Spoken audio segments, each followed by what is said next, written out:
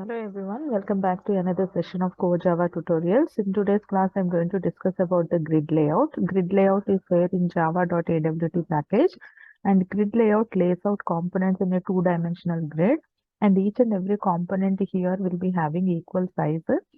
When you instantiate a grid layout, you define the number of rows and columns. So here you can see there are three constructors which are supported by grid layout. The first one is a grid layout, which creates a grid layout with a default of one column per component in a single row. And the second one is grid layout, which will be taking the number of rows and columns. So here you can mention the number of rows and columns. So it creates a grid layout with a specified number of rows and columns. The third one is which will take the horizontal gap and the vertical gap. In the second constructor, the vertical and horizontal gap will be 0. In the grid layout, in the third constructor, grid layout, wherein we'll be mentioning the rows and columns.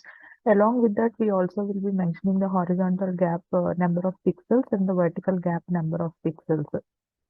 So these are some of the methods that are supported by the grid layout. So you can use get columns, how many columns the grid layout has used. So you can also use get horizontal gap, get rows, get vertical gap, and so on.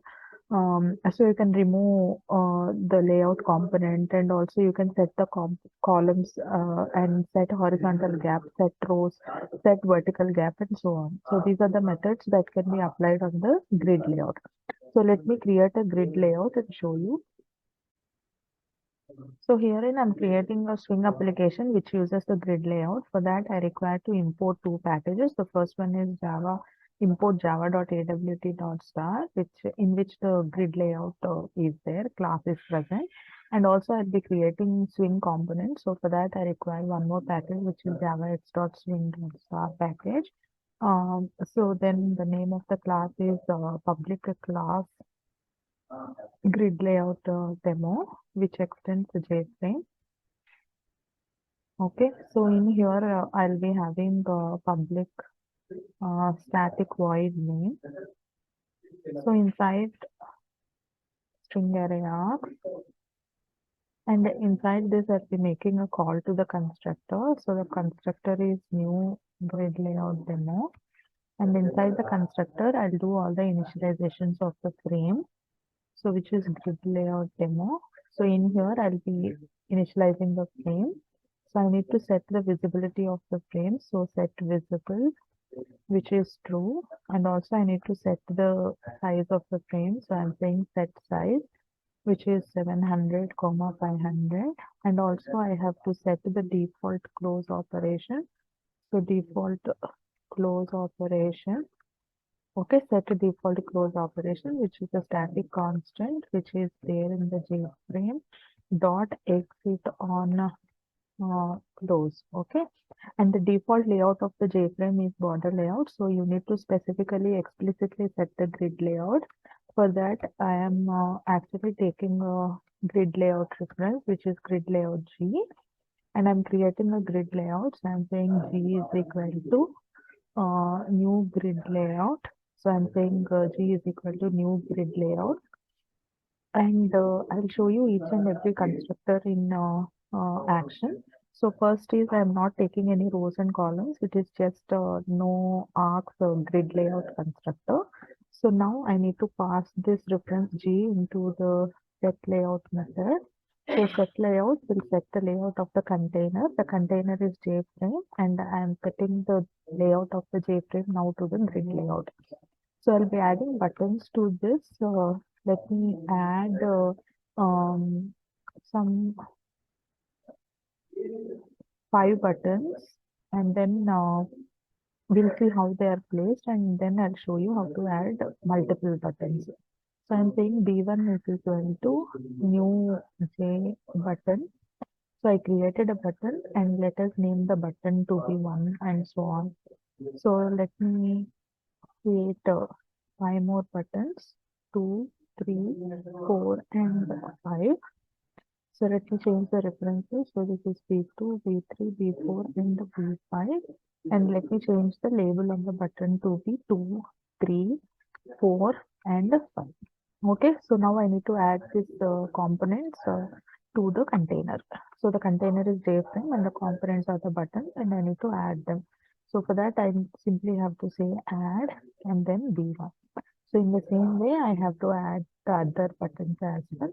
So I'm saying the, okay, fine. So this is add B2, and this will be B3, and this will be B4, and then this will be B5. Okay, so let me save this.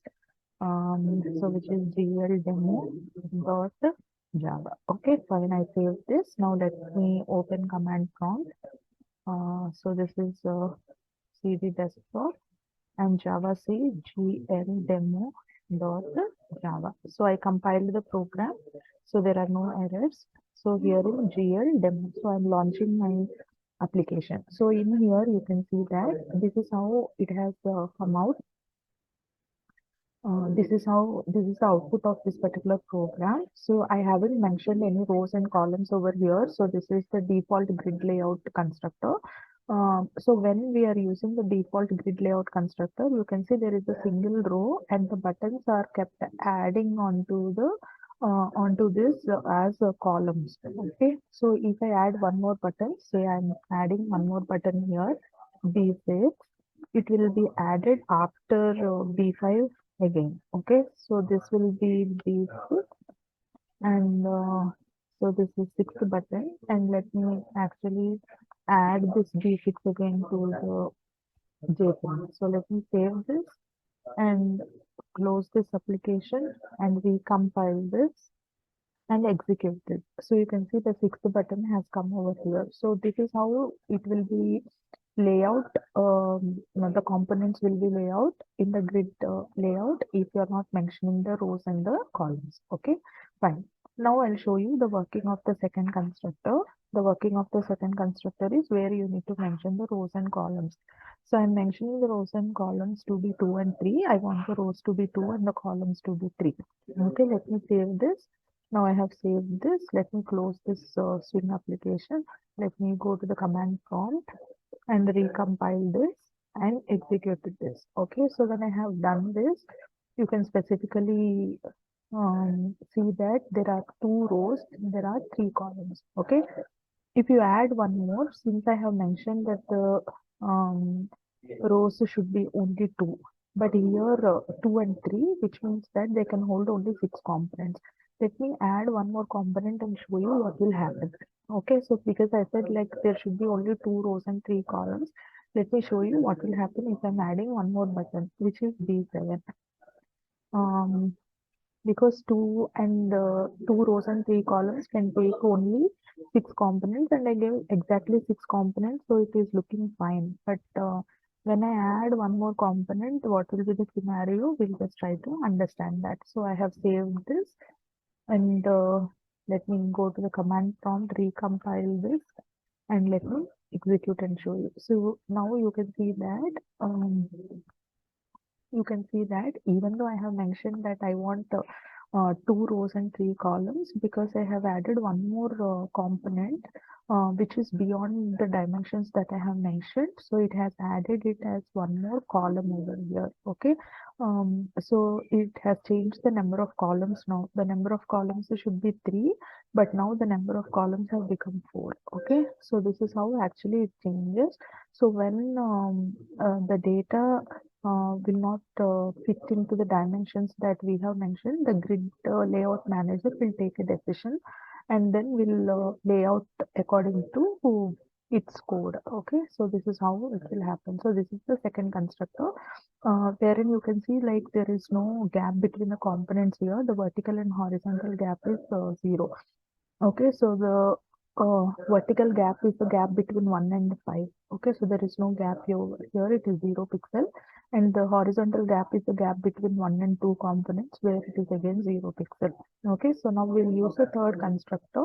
So in the third constructor, the first one is the horizontal gap and the second one is the vertical gap. First one is the horizontal gap, so let me add 5, and the vertical gap, let me add 10 and show you. Okay, so I have save this, and let me actually recompile this and execute this. So this is the output that we have got. So I have mentioned the horizontal gap to be 5 pixel. Okay, so here you can see this is 5 pixel and the vertical gap to be 10 pixels. So this is 10 pixels. Observation that we have to make over here is, see, each and every component will have the same size. Okay, so each and every component will have the same size. Let me show you one more thing. You can actually make your rows and columns to be zeros. Let me make the row to be 0. So I have made the row to be 0. Let me save this and let me recompile this and execute this. So see here that I have made the row to be 0. But even though I have made the row to be 0, the layout manager took its own decision. Okay, it has kept the columns as I have mentioned, but it has actually increased the rows accordingly. Okay, so the columns are kept intact because I specifically mentioned that rows I am not particular about, but columns I'm very particular. I need 3 columns. Okay, so this is what it will understand. In the same way, I can also mention the columns to be 0. So say I'm saying rows to be 3 and columns to be 0. Okay, so when I do this, see, I'm recompiling this and execute this. So you can see over here that I'm very particular about the number of rows. I want the rows to be 3 only. Columns, I'm not very particular. So it has just kept the columns accordingly. Okay, so you can also mention zeros for the rows and columns where it will create unlimited. Okay, so where you are not particular about it. So let me show you one more thing. What will happen if I mention negative rows and negative columns? So I have mentioned -3 over here for the number of rows. So let me compile this and execute this. Okay. So when I executed this, you can see like I am getting a runtime error. This is very important that you are not giving a negative value because it will throw the runtime exception. Okay, fine. So this is regarding the grid layout. Now I'll show you how to create multiple grids using the for loop. How to create multiple components using the for loop and add it onto the grid layout. So in here, I'll just take off this one and I'll take off the buttons over here. I'll take off the buttons over here and let me actually use the for loop.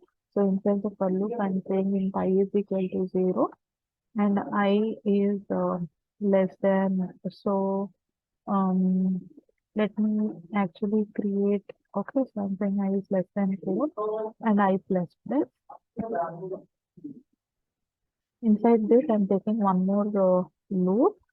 So this will be int j is equal to 0 and j is less than 4 and I'm saying j plus plus. Okay, so this is my nested loop and inside this I'm saying int k is equal to I into 4, okay, plus j. Okay, and just k is used to just name it.